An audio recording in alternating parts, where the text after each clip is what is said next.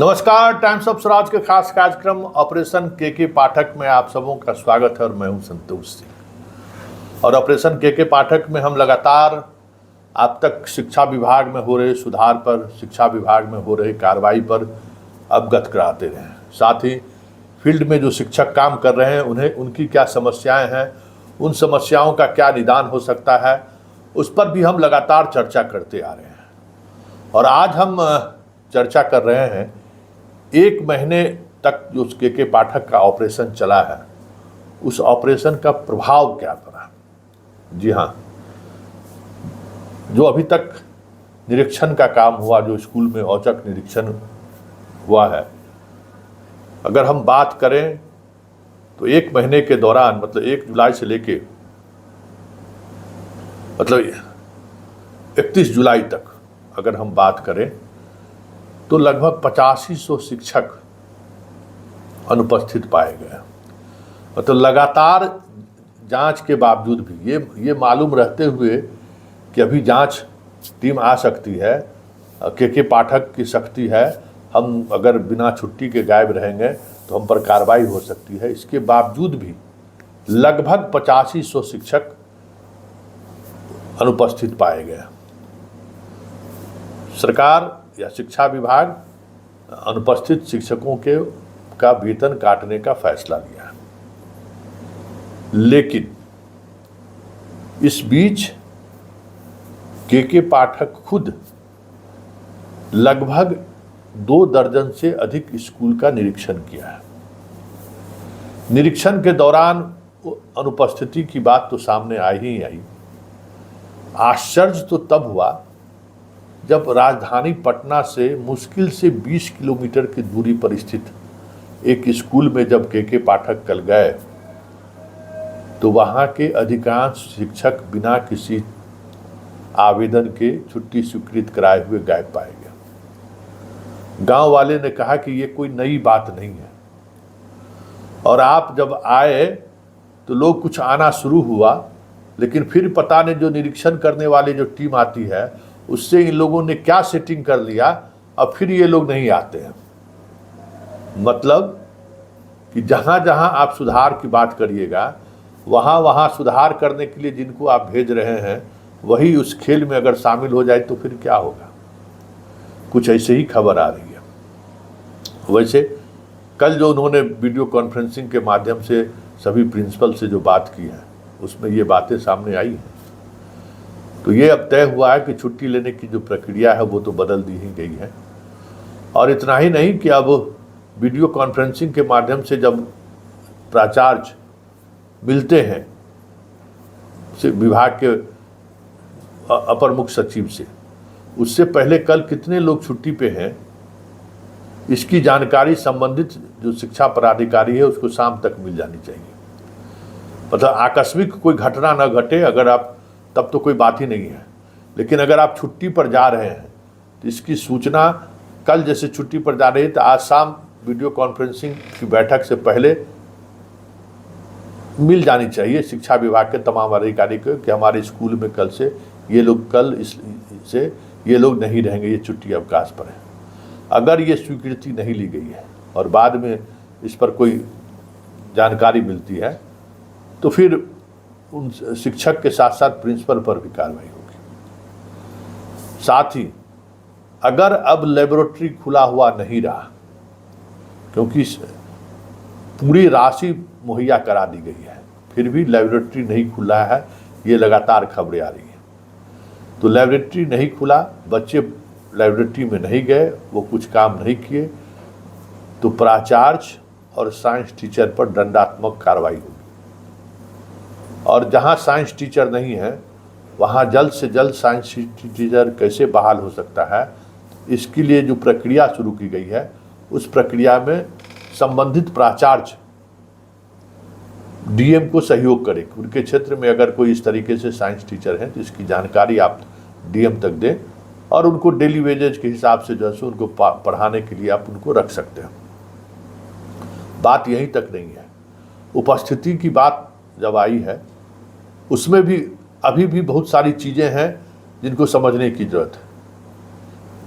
ये जो के पाठक का दौर है, ठीक इसी दौर में 1 जुलाई से 31 जुलाई तक अपने झारखंड के ही रहने वाले हैं विश्व प्रसिद्ध अर्थशास्त्री दत्तात्रेय जी, वो उनकी टीम बिहार के स्कूली शिक्षा पर अध्ययन कर रही है।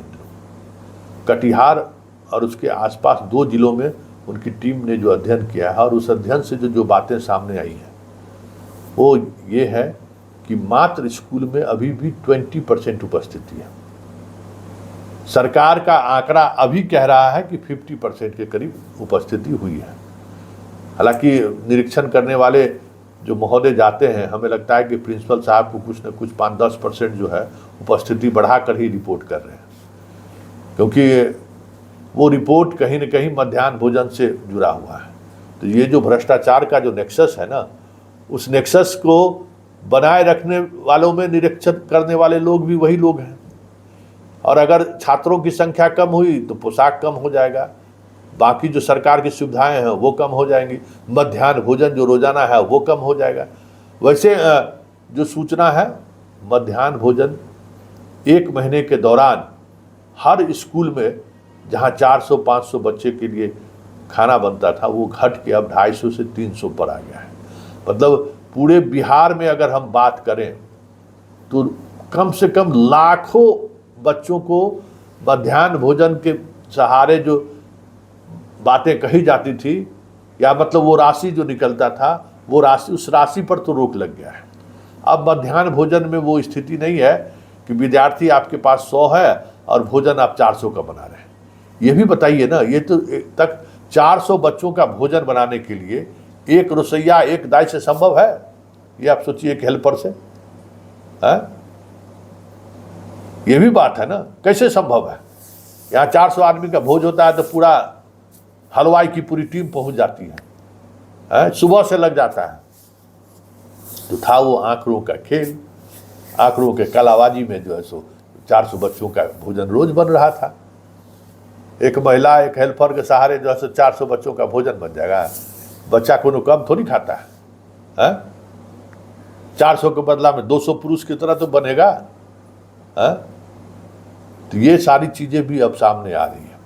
लेकिन अब के पाठक के सामने अब चुनौती ये है कि जो गुणवत्तापूर्ण शिक्षा की बात वो कर रहे हैं, उस गुणवत्तापूर्ण शिक्षा को किस तरीके से वो लागू करा पाते हैं, अब उस पर काम शुरू हुआ है। वैसे आज मुख्यमंत्री की अध्यक्षता में एक बैठक होने वाली है। उस बैठक में महागठबंधन के जितने स्टूडेंट और मतलब शिक्षक संघ से जीत कर आए हुए जो प्रतिनिधि हैं, वो सारे बैठेंगे, महागठबंधन के नेता बैठेंगे और विस्तृत चर्चा होगी कि कैसे शिक्षा में सुधार हो।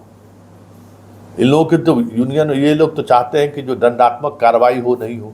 इन लोगों की तो अपनी मर्जी है, इसलिए कहते हैं इस डेमोक्रेसी में बेहतर आप नहीं कर सकते हैं, क्योंकि प्रभावशाली तत्व जो है वो गलत कराने के लिए ही फोर्स डालते हैं अपने जनप्रतिनिधि पर। तो वो दबाव तो आज रहेगा मुख्यमंत्री के सामने कि के पाठक को थोड़ा कहिए कि उस तरीके की कड़ाई न बरते, ये भी रहेगा। ये दबाव तो बनाने की कोशिश होगी। अब देखिए के पाठक पर दबाव बनता है या नहीं बनता है।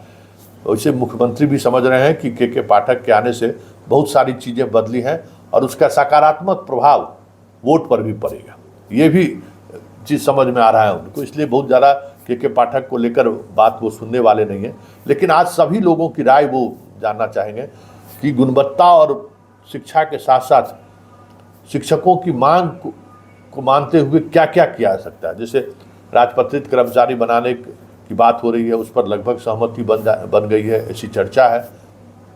लेकिन शिक्षक पढ़ाएं और बच्चे पढ़ें, क्योंकि देखिए अभी जो एक रिपोर्ट आई है, उस रिपोर्ट में ये है कि बच्चे पढ़ना भी नहीं चाहते।